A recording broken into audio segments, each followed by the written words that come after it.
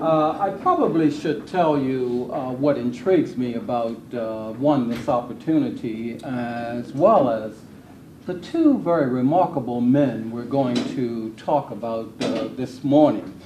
Tom Lee here, 1907 to 2001. He died when he was 93. Henry Flipper, 1856 to 1940, passed away when he was 84. They're incredibly talented. As far as I know, they never met each other, but they are connected by the border experience. Both men were on the border, and when I moved to the border, of course, there's a mystique about the border. There's even a growing iconography about the border.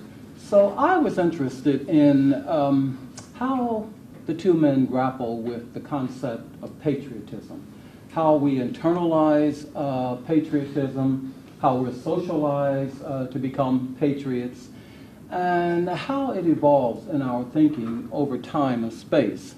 Here are the two men in their senior years. Henry Flipper on the left.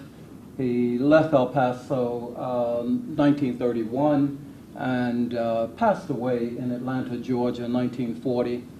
And of course, Tom Lee with the wonderful picture behind him. When I was in undergraduate school, one of my brilliant professors in sociology told me that the way we learn patriotism as a youngster was by having a dad who would slap a helmet on our heads and give us a little toy rifle and tell us go next door and beat the hell out of Johnny.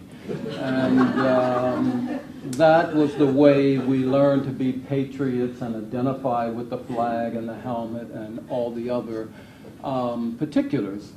When I enrolled in graduate school, the man here on the left, Emmett J. Scott, I've just submitted a manuscript, biography I hope will be published in a year. Interesting person, born in Houston, Texas in 1873.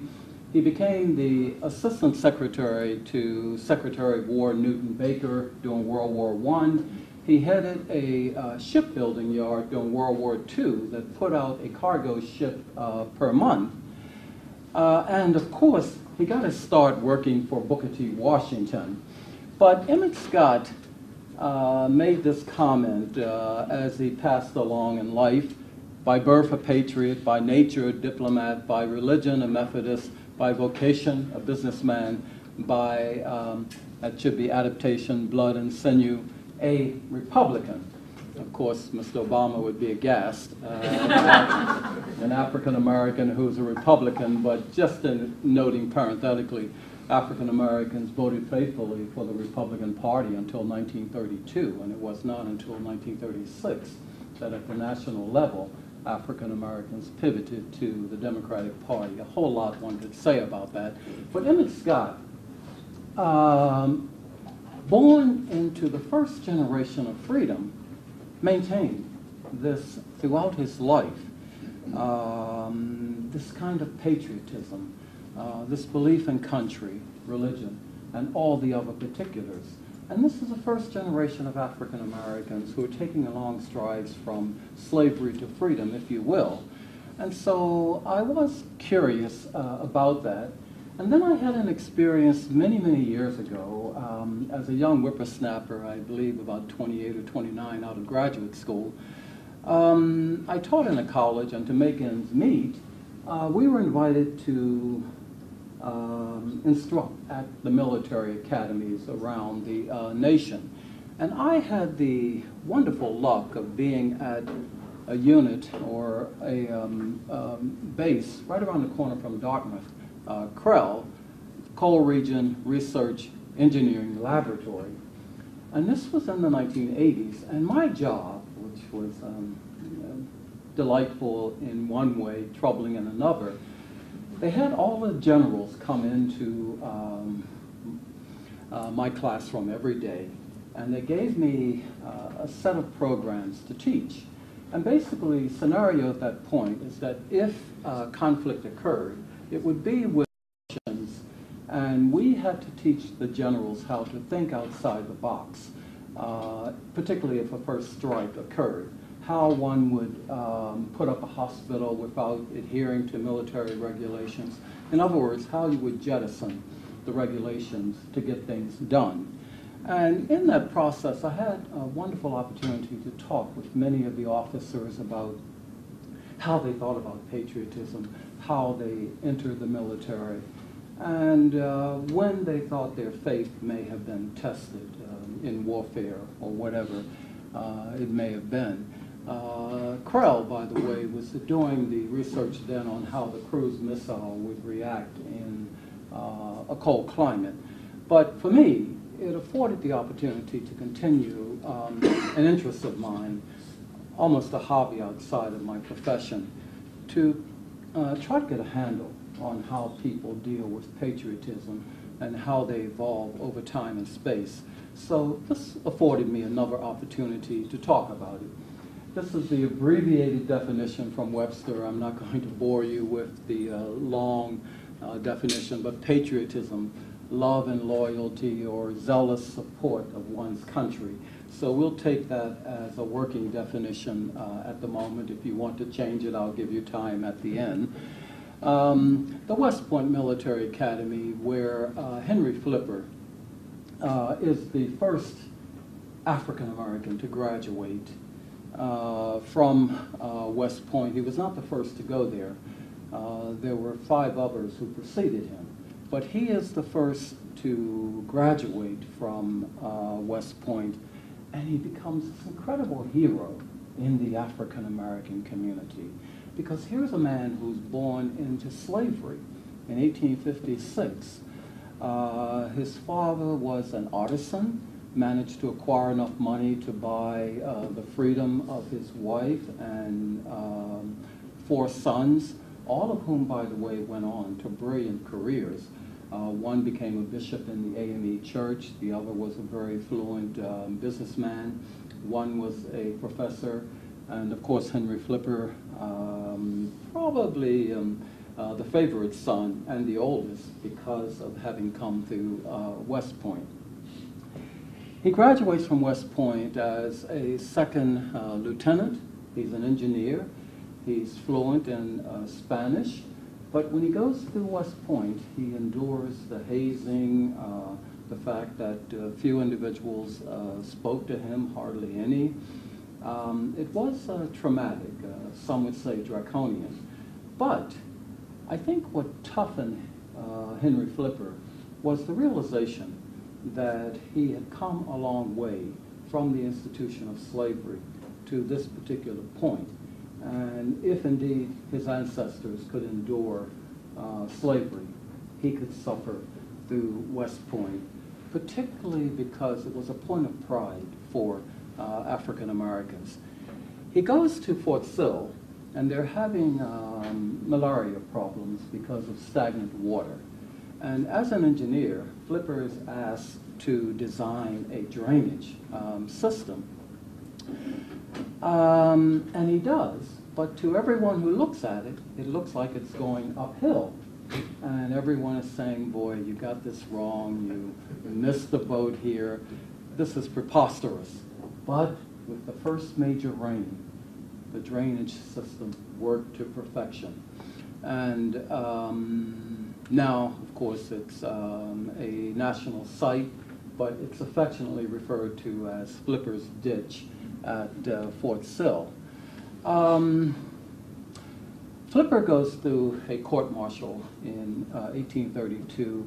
It's still a grand conundrum for historians. I'm hoping a cadre of younger historians will pick up the topic as we move forward. He is dishonorably discharged from the military, in part because as a quartermaster, he's accused of either misappropriating or pocketing money, but the amount is $3,000, and he's tried, and of course he is not found guilty on the first charge of misappropriating funds or not keeping account appropriately.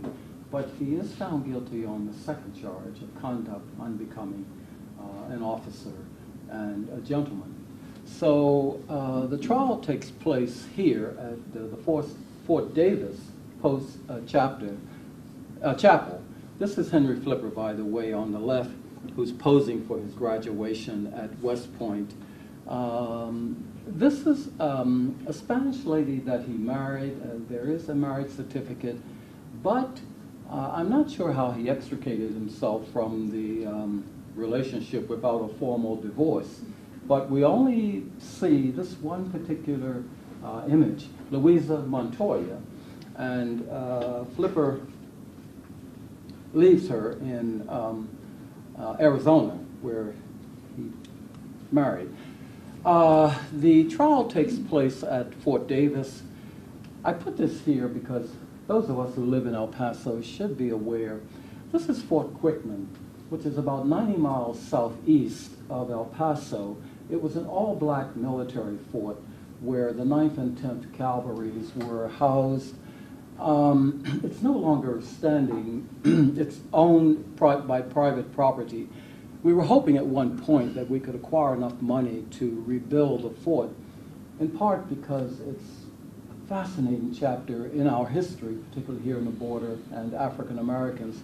But Henry Flipper went to Fort Quickman, and then from there, 1882, he moves into El Paso. At West Point, Henry Flipper drafted his autobiography, A Colored Cadet at West Point. When you read it, it's really a manual telling other African Americans what they might expect, how they might prepare, how they might endure, and indeed how they would graduate. And this is one of the quotes that kept him going throughout this period. It's an interesting thing. It tells you in part how people can develop the resolve, but a brave and honorable and courteous man will not insult me, and none other can. And this was one of the quotes that he abided by throughout his life. I put this photo here because Flipper comes to the border. He lives here in El Paso off and on for close to 30-some years. When he's here on the border and during the Mexican Revolution, there is an African-American contingency of the 10th Cavalry captured into Mexico. There's some wonderful stories related to the third African-American who graduated from West Point, Lieutenant Charles Young. And we even have one snippet that would suggest that Charles Young and his 10th Cavalry had actually captured Pancho Villa in a ravine. But the young white lieutenant who was at the other end had been given orders not to capture Pancho Villa, and Lieutenant Charles Young thought that was the mission. And when the 10th Cavalry moved forward, the young white lieutenant pulled his troops aside, and Pancho Villa was able to ride out. This is the account by Pulitzer Prize-winning historian named Dr. David Levering Lewis. But this is a contingency which is captured in Mexico in the so-called punitive expedition. They are released and they come back through El Paso. And of course, with Pancho Villa, the connection here is that Henry Flipper is tied to Pancho Villa by the media, in particular African-American newspaper editors, as being one of the advisors helping Pancho Villa. And Flipper is livid that he's identified with Pancho Villa. He writes several disclaimers all around the country, asserting his patriotism, despite the fact that he's been dishonorably discharged from the military. He remains the quintessential military man in terms of his duty and his loyalties. And he's here in El Paso during a significant portion of the Mexican Revolution and still trying to destroy the notion and idea that he is tied to Pancho Villa. This is in the Segundo Barrio. Right now it's a museum. UTEP is pouring some money into sustaining it. It's led by my colleague, Dr. Yolanda Leyva at UTEP. But if you look on the extreme right-hand side, this was the boarding house where Henry Flipper lived throughout this period of the Mexican Revolution, and where he was working and writing and working as an engineer. And while he's here in El Paso, he writes his second work, A Black Frontiersman, the Memoirs of Henry O. Flipper. And as he writes, even though he's been a victim, as some would say, of the military, he becomes almost a super patriot throughout this period. And he's chiding everybody about their lack of awareness of their democracy. And this quote, which comes in that second book, "No civilized people is so ignorant of their constitution and functioning of their government as the American people." And this ignorance runs all the way from the college graduate to the most illiterate clodhopper. What a vast field for all of the isms ever dreamed of. And so already you have a disjunctive. You wonder, here's a man who has endured the experience of being discharged from the military, his love. He tried to be reinstituted during the Spanish-American War. He's still trying to get a commission, World War I. But he maintains his faith, his fidelity to the nation and to the country. And he's chiding everybody, African Americans, Anglos, and so forth, about the fact that they need to know more about their Constitution. They need to be more democratic. And so for the historian, particularly such as myself, in looking at the African American experience, we're still trying to explain this kind of mindset, this kind of tenacity, the kind of resolve that Henry Flipper had. And I think it's going to take a few more works for us to perhaps come closer to the reality of it. But Flipper dies in 1940 in Atlanta, and he still maintains his commitment, his dedication. He's a quintessential, as I mentioned before, military man. So patriotism, I'll come back to the theme a little bit later. Mayor Tom Lee, and I'm somewhat intimidated to have Adair in the audience because she has encyclopedic knowledge of Tom Lee, so please chime in when I'm wrong. But this is a wonderful photo of Mayor Tom Lee for a segment during the American Revolution, Mexican Revolution. I think from 1915 to 1917, he was mayor.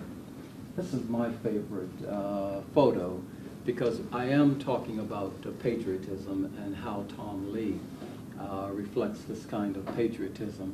And Tom Jr., Dad, and Joe, and they're dressed up in World War II military garb. I don't know all the particulars of this photo, but if you remember my observation earlier that the formative years of a child, if you can get that child to identify with the icons and so forth, it develops a sense of patriotism, certainly a sense of purpose. But the corollary statement I find in many ways even more intriguing. He said, and we have the quote a little bit backwards, that never had he tried so hard to be a voice for what others had experienced. That's it's a wonderful statement, but it reflects the person's dedication and purpose. And so what I wanted to do was look at some of the artwork and see what is reflected in terms of the patriotism, what he's revealing about the American war experience. After all, here's a man during World War II who traveled 100,000 miles. He was in practically every theater of war the North Atlantic, North Africa, England, China, just traveling around the globe. And he's painting and making the photographic work. And when you look at these photos or paintings or drawings, and you try to deconstruct them, there are several things I think important.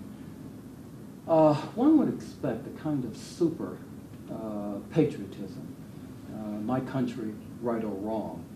But what I think is important is that there's a kind of realism going through all of it. He's given us a sense of the horrors of war, the resolve that we may need, the preparation that we should have.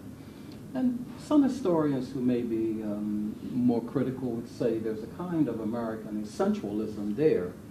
But what I find, if you go through the photos and apropos the first presentation, and particularly the quote you gave us by Biddle, that the war correspondent has to be eclectic in his or her thinking and give us what is important, what the salient issues are. Tom Lee almost intuitively has this concept and idea, and he's quite clear about painting, drawing, and photographing these matters.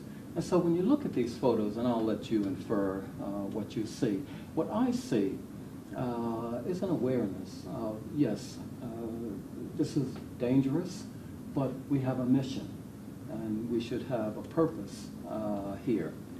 Sick bay in a shell hole. You sense that death has occurred, well, you see that death has occurred, but there is an awareness that one is here for a purpose and one must move on. Hitting the beach in 1944, and aside from just the artistic brilliance coming through, you sense the hell that war can be, but yet, how do you explain these men going forward? And I think you see the resolve that I mentioned. Entrance to the operations office, just, it appealed to me because the soldier, the guard one, you can't tell if he's exhausted or what have you, but you recognize he's there and he is focused. Sweat Hill, you only see the facial view of one, the others have the back, but you sense this camaraderie and once again, as I would note, a sense of purpose. Being on the front line, I don't have a pointer, but in the bottom, if you look at the soldier with the helmet on, one senses, or from looking at it, an awareness of what the dangers might be, but also the focus and the preparation and the purpose for why you are there.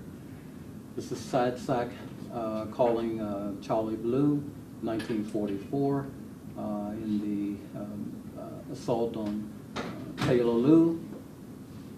Once again, I think some pundits might see it as American essentialism, but for me, I see it as resolve and the complexities of the war and the things that one must do. This intrigues me because years ago we had a person here whom I helped complete his autobiography, Lieutenant Colonel Charles Dryden, who was a Tuskegee Airman.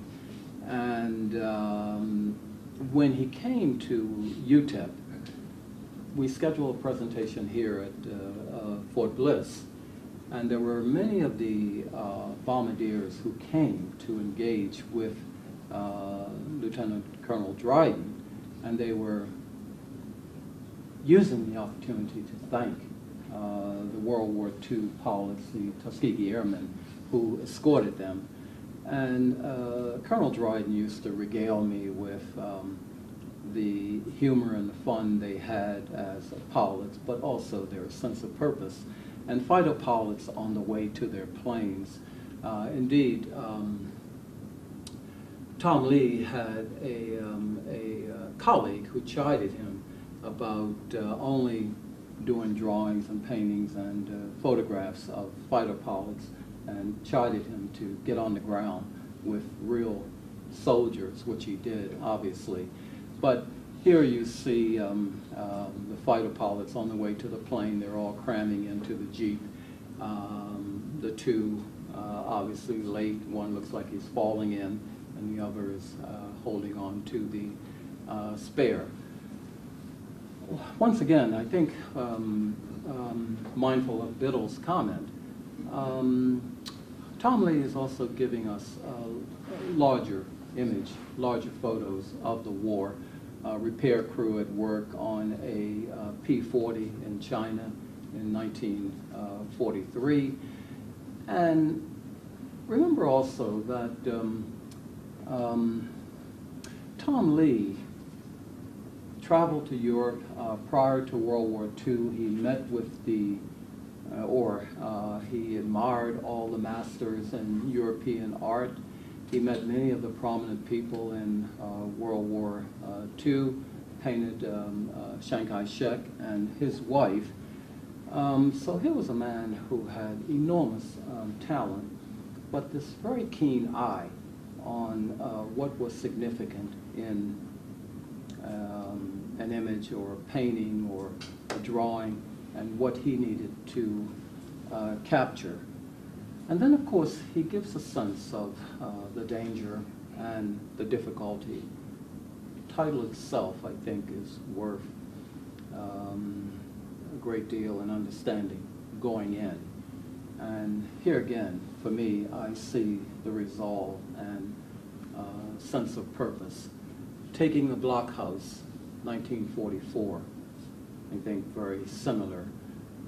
You do see the horrors of war, bloodshed, but this was his purpose as a correspondent and a painter, to give us a comprehensive picture. This just, for me, here again, reminding me of what people endure when they do have, or soldiers or Air Force fighters, when they have time to relax and enjoy. What is the relationship that's evolving? And yet, when one looks at this, one also sees something almost akin to the 2,000 yards stare, where there's not total rest, but there is a little bit of downtime. Blood on the deck, an indication of the real horrors of war, the cost of lives, but Tom Lee doesn't shy away from it. That's his purpose as a war correspondent, as a war artist. And so, in looking at the two men, what I wanted to address was the question of, they're not connected. We don't have any information that they ever met. Indeed, that Tom's father may have met with Henry Flipper.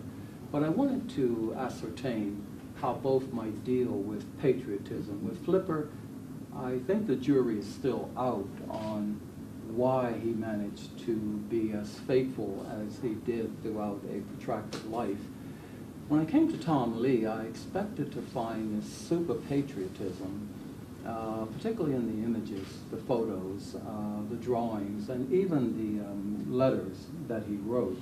But what I found was a reasonable account, a very balanced account, a determination to show the good and the bad, but make sure that one is giving an individual or a community or a nation a sense of what war can cost, but why one might be there fighting for exactly that purpose.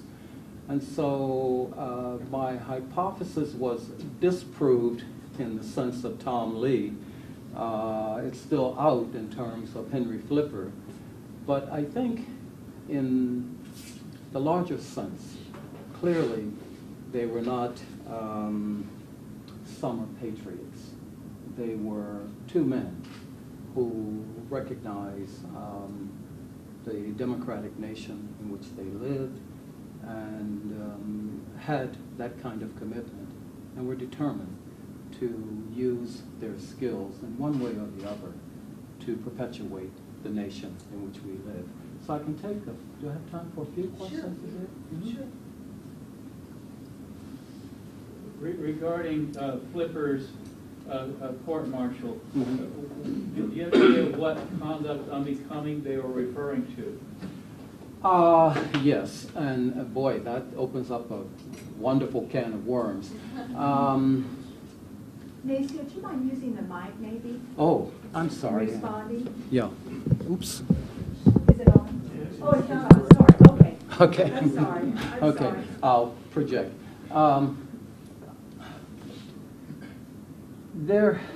Over the years, we've had the Flipper family involved in trying to have the decision reversed, which was done in 1976. The Army gave Flipper an honorable discharge. In 1997, Bill Clinton made it a full honorable discharge. In 1978, the West Point Military Academy actually placed a monument in honor of Henry Flipper, and annually now it gives an award for the cadet who has shown the best character in dealing with perversity or issues.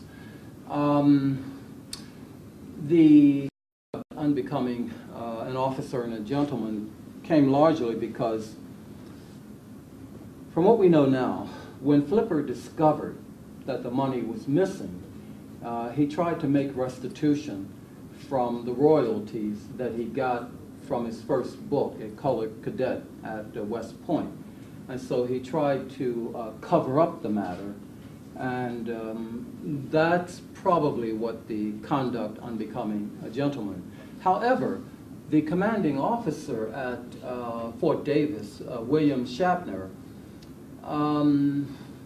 at one point asked Flipper to remove the safe of the quartermaster from where it was in the post center into Flipper's private quarters.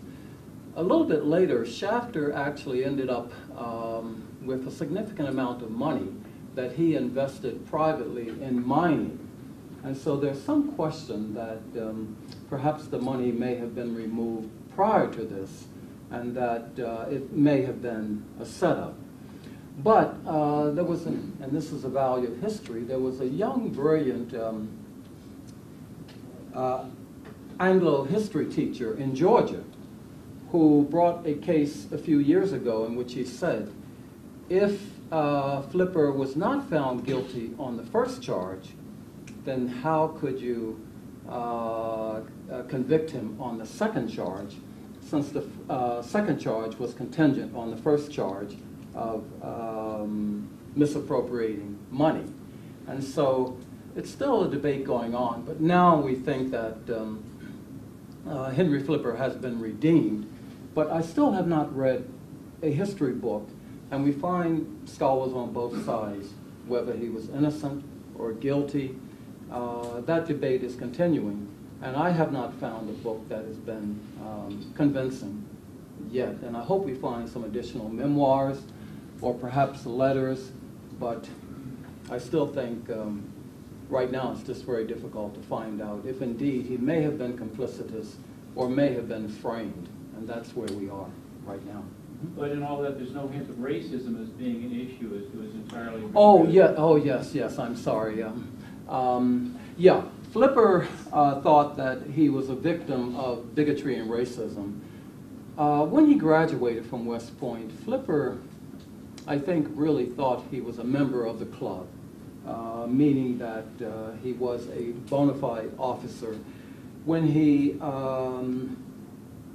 was posted at Fort Davis, he would take horse rides with a young Anglo-female named Molly Dwyer, and there was a friendship. It doesn't suggest it went beyond just a mere friendship, but this angered several of the officers, and Flipper felt that he was framed on the basis of that relationship with Molly Dwyer, who was Irish, and it was that kind of bigotry that made him a target.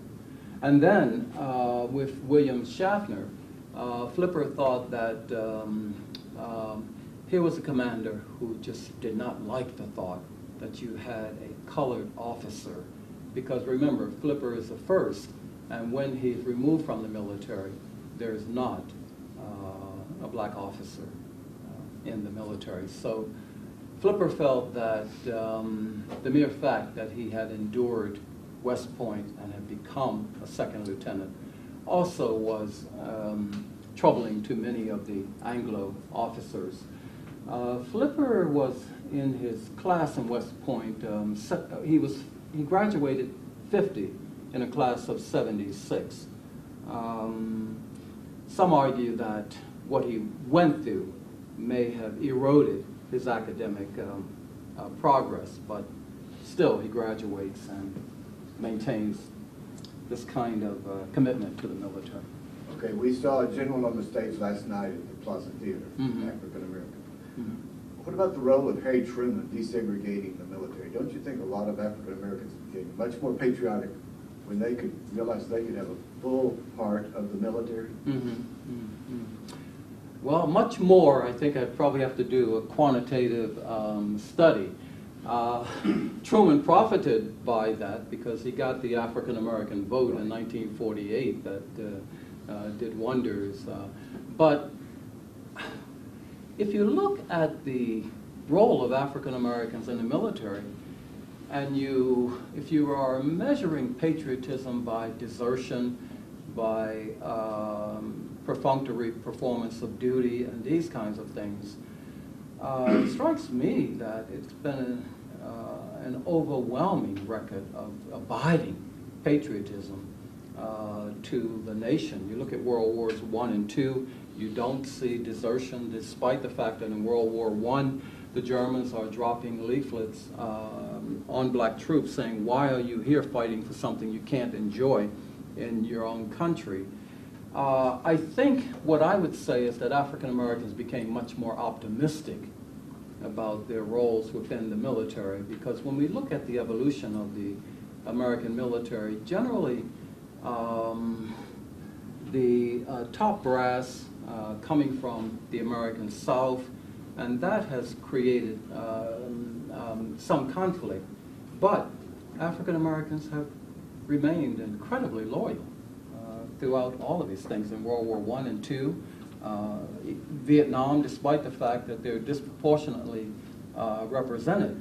But I would say their patriotism has always been there and in place because of this. They see a quid pro quo between fighting for the country and expectation of citizenship rights. When you look at African Americans who go to war, let's take World War I. We have a man named Charles Young who should have led a brigade to Europe. And he leaves the military because he's deemed medically unfit. But he rides horseback all the way from Ohio to Washington to get a commission. He doesn't get the commission. But what African Americans see in that war is that despite all of the impositions, they go to war and show that they're prepared to make the ultimate sacrifice, that when they return, they can expect improvement in their rights within the United States. And after World War I and after World War II, you see a surge for that kind of democracy. And by the way, white troops who fought with African Americans in those wars developed enormous respect. And when they come back, particularly in World War II, you find significant numbers of those white troops working for civil rights, working to guarantee fairness for African Americans and so forth. And so I would say that the optimism increased significantly when Truman desegregated. But I can defer to my distinguished colleague here, Dusty Rhodes. What would you say? I am from the South. I was commissioned in '52. I came on active duty in '53. Yes, there was discrimination in the Army. I felt it. But as an Army officer, I felt I fared better in the military than my brothers did in the civilian world. My war was Vietnam. And by the time we got there, you were just in the Army. Everybody died, everybody killed, everybody did what they had to do. And so that, on balance, I would say that the military was more advanced than the regular civilian population. That's part of why I'm here in El Paso. El Paso is even different than Fort Sill, Fort Benning, Fort Meade, anywhere. El Paso was different. That's why I came here from Vietnam. I chose to come here from Vietnam. Then my wife chose to come here after we retired, you know. I didn't have a choice. I wonder if I might make a comment, because I have some background. I've got a foot in both camps, because although I went to West Point, many of my forebears did, dating back to 1865, I went to the Marine Corps. And the Army can take a great deal of credit, I think, for what it has done, as opposed to the naval services. I guarantee you. And another side to the story is, you know, some officers in the old days didn't want to serve a black troop, no question about it. George Custer did not want to serve a black regiment. But William Grierson commanded the 10th Cavalry for 30 years, and many officers loved serving the black troops. So that's there. But the whole point of it is that in the United States Army, they were killers. They were fighters. They were infantrymen in the Civil War. They were infantry and later cavalry in the Frontier Army and on. And in the Navy, they were stewards' mates and messmates. And they did not have the opportunity to be in the combat arms. Although on Peleliu, which is the Navy Marine Corps operation almost exclusively, in the beginning at least, they were stretcher bearers and supply, but they were in the front lines because so many people got killed, they threw them in the front lines too. And then they're moving back and forth. But I just feel, as I say, a foot in both camps. I have a great deal of pride in the United States Army, despite all the problems that we've had over the years, that they have led the way. And I don't think it's any accident that the first chairman of the Joint Chiefs of Staff was a black Army officer, was an Army officer, full of power. That's no accident. Thank you. Yeah, no, thank you, and I think you're absolutely right, and thank you for reminding me. When we look at the history of blacks in the military, we see, particularly as World War II is coming to close, that the military is in the vanguard of promoting equality, civil rights, and respect for African Americans, so much so that in certain states in the American South, people who are thinking progressively, looking to the military to get some idea of how you can create this kind of equality within the community at large. Thank you. Thank you. We